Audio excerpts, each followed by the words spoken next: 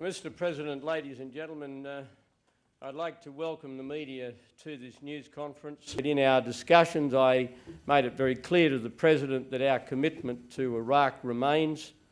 Australian forces will remain at their present levels in Iraq, not based on any calendar, but based on conditions in the ground. Until we are satisfied that a further contribution to ensuring that the Iraqis can look after themselves cannot usefully be made by the Australian forces. They will not be reduced or withdrawn. To be here, you've been telling me how beautiful Sydney is. And if I didn't think we could succeed, I wouldn't have our troops there.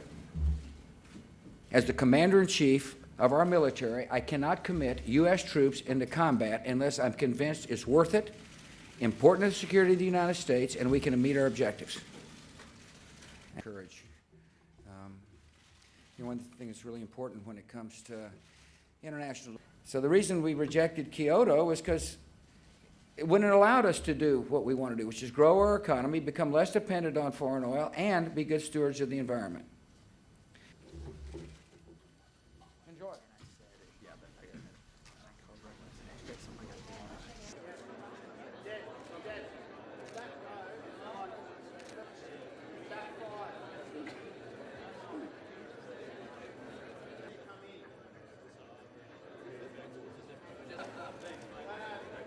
Right here, just in the centre low run, on the post photographer here. All of me, thanks.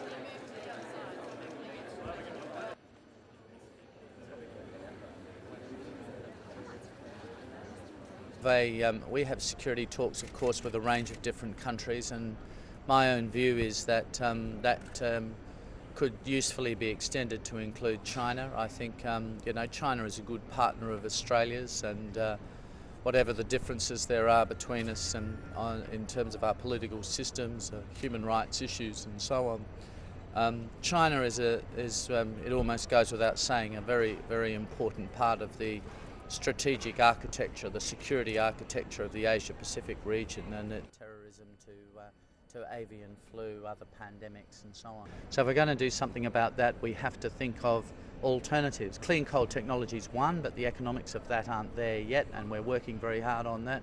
Obviously renewables are an option, but to get base load power from renewables is the technology is not sufficiently developed yet, other than hydro. We're still working on that. And nuclear can provide base load power without CO2 emissions.